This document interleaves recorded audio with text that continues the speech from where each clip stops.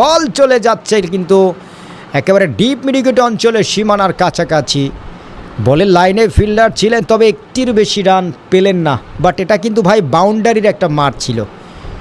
দুর্ভাগ্য তাওহিদ হৃদয়ের। যাচ্ছেন আকসার প্যাটেল, আবার চতুর্থ আবার বল নিয়ে প্রস্তুত সাইফ হাসান, এবারে তুলে মেরেছেন ছক্কা। ইয়েস, বিশাল ছক্কা। এই তো আমাদের সেই সাইফ হাসান আকসার প্যাটেলকে কিন্তু তুলে মারলেন। অসাধারণ। 64 রানে পৌঁছে গেছে কিন্তু বাংলাদেশ দল। মাঝে মাঝে এভাবে বড় ছক্কা হাঁকাতে হবে, তাহলেই কিন্তু খেলাটা সহজ হবে। 64 বল থেকে 105টি রানের প্রয়োজন। এগুলো ভাই টি-20তে কোনো ম্যাটার নয়। পরবর্তী বলটা অফিস্টাপের বল, ছোট্ট করে ডিফেন্স করে সিলিক কাভারে পাঠিয়ে দিয়ে দু ব্যাটসম্যান কিন্তু আরও একটা সিঙ্গেলস বের করলেন। এটাই দরকার আসলে। 65 দুটো উইকেটের বিনিময়ে বাংলাদেশ দারুণ খেলছে কিন্তু এই মুহূর্তে বাংলাদেশ দল অবশ্যই। এদিকে যাচ্ছেন আকসার প্যাটেল ওভারে চতুর্থ ওভার বলটি করবার জন্য। ওভারে চতুর্থ ওভার বলটা করবেন প্রস্তুত ব্যাটসম্যান। বল করলেন, এবারে লফটেড শট, ছক্কা। আরও একটা ছক্কা হতে পারে, ক্যাচও হতে পারে, কিন্তু ক্যাচ। কি করলেন ভাই, কি করলেন আপনি? তাওহিদ হৃদয় কি করলেন? ছক্কা হাঁকাতে পারলেন না। ভালোই মনে হচ্ছিল টাইমিং হয়েছে। ও মাই গুডনেস, 62 বল থেকে 104টি রানের প্রয়োজন। আকসার প্যাটেল অবশেষে উইকেট পেলেন। তুলেই মেরেছিলেন, আসলে ছক্কার মারটাই দিয়েছিলেন তিনি, কিন্তু লং অন এবং লং অফের মাঝামাঝি জায়গায়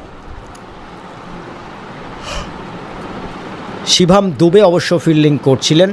আজকে পারলেন না তাওহিদ হৃদয়। 10 বল থেকে 7টা রান করে আউট হয়ে গেলেন। নতুন ব্যাটসম্যান ডেভ ব্রাদার্স কে আসবেন একটুখানি আপনাদেরকে জানাতে চাচ্ছি। সো দেখা যাক শেষ পর্যন্ত আজকের এই ম্যাচটাতে ডেভ ব্রাদার্স কারা জয়লাভ করে। সো আমরা দেখতে পাচ্ছি 65 উইকেটের অবশ্যই বিনিময়। সো ডেভ ব্রাদার্স আপনাদের কাছে কি মনে হচ্ছে বাংলাদেশ দল ঠিক কী ধরনের পারফর্ম করতে পারে? 62 বল থেকে 104টা রানের প্রয়োজন। শামীম হোসেন পাটোয়ারি অবশ্য তিনি ইতোমধ্যে চলে এসেছেন ক্রিজে।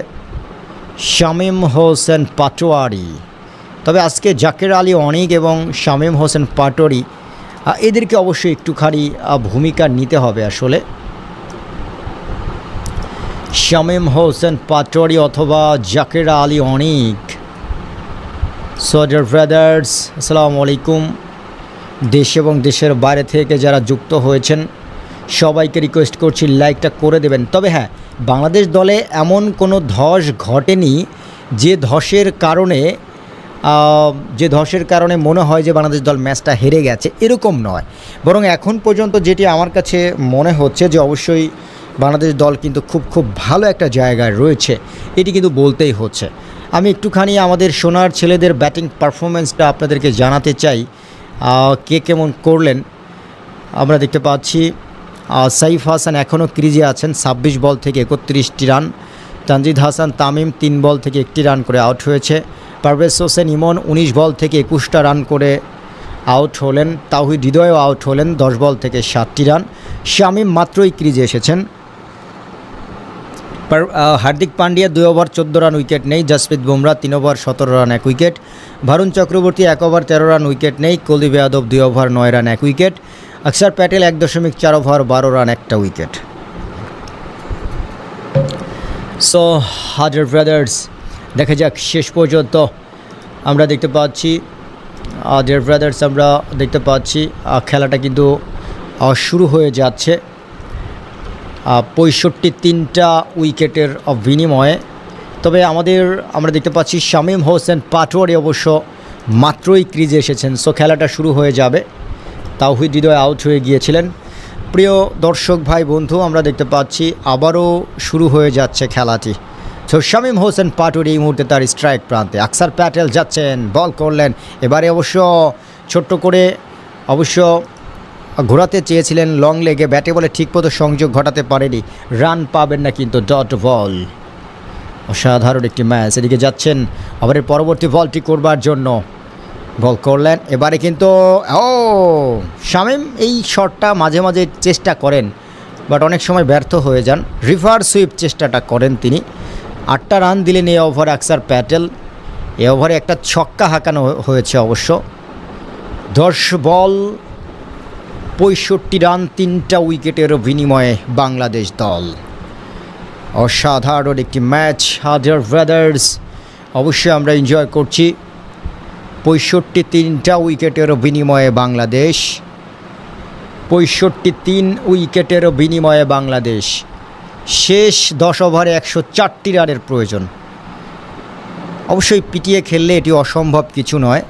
আন্তর্জাতিক এই ধরনের বর্তমান বিশ্বে এগুলো ম্যাটার নয়। পরবর্তী বল এবারে কিন্তু বাউন্ডারি হতে পারে। বল যাচ্ছে কিন্তু ফাইন লেগ অঞ্চল দিয়ে সীমানার কাছাকাছি। স্কুপ করেছিলেন, তবে 2টো রান কিন্তু ঠিকই বের করে ফেললেন। সীমানায় ফিল্ডার রেডি ছিলেন। আরও 2টো রান যুক্ত হলো দলীয় স্কোরে। সাইফ হাসান এক্ষেত্রে ব্যাটসম্যান ভারুণ চক্রবর্তীকে দেখতে পাচ্ছি। তিনি অবশ্য এক্ষেত্রে বোলার। যাচ্ছেন ওভারে পরবর্তী বল টাড়িয়ে বল করলেন, এবারে লফটেড শট, ছক্কা। ইয়েস, সরাসরি কিন্তু গ্যালারিতে যায় পড়ে সাইফ হাসান। মামাদের দেশকেই তিনি ছেড়ে দেননি।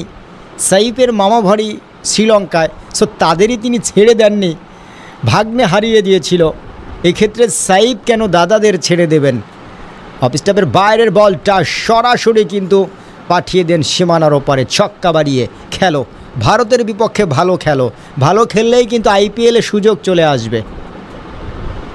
ভারুণ চক্রবর্তী যাচ্ছেন ওভারে 3 নম্বর বলটা নিয়ে। প্রস্তুত সাইফ হাসান, বল করলেন। এবার অফ স্টাম্পের বল ছোট করে ডিফেন্স করলেন। সিলিক ওভারে পাঠিয়ে দিয়েই 2 ব্যাটসম্যান কিন্তু একটি বারের জন্য প্রান্ত বদল করলেন। অসাধারণ একটি ম্যাচ, অসাধারণ একটি ম্যাচ আদার ব্রাদার্স। আর এই মুহূর্তে আমরা দেখতে পাচ্ছি অবশ্যই 74 উইকেটের বিনিময়ে 57 বল থেকে 95 রানের প্রয়োজন। ডাজেন্ট ম্যাটার, এটা কোনো ম্যাটার নয় অবশ্য। এগুলো আন্তর্জাতিক টি-20তে হর হামেশাই হয়ে থাকে।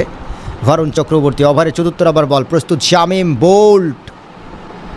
শামীম বোল্ট হয়ে গেলেন। 3টা স্টাম্প ছেড়ে দিয়ে তিনি খেললেন, মানে যেন একটা মামা বাড়ির আবদার। বিশ্বের 1 নম্বর দলের সাথে খেলা মিস্টার শামীম, তোমাকে বুঝতে হবে। একেবারে জায়গায় দাঁড়িয়ে ভারুণ চক্রবর্তীর এই বলটা তিনি ডিফেন্স করতে যাচ্ছিলেন। তার ফুটওয়ার্ক নেই, ব্যাট প্যাড নেই। 3টা স্টাম্প ছেড়ে দিয়ে তিনি আসলে কি করতে চাইলেন? মানে উনি কি আসলেই, মানে কোন ভাষায় ব্যাখ্যা দিব ভাই? খুবই কষ্ট পেলাম, সিরিয়াস লেভেলের কষ্ট পেলাম। 3টে স্টাম্প ছেড়ে দিয়ে তিনি কিভাবে খেলেন? আপনি কি আদৌ ক্রিকেটের বেসিকটা জানেন মিস্টার শামীম?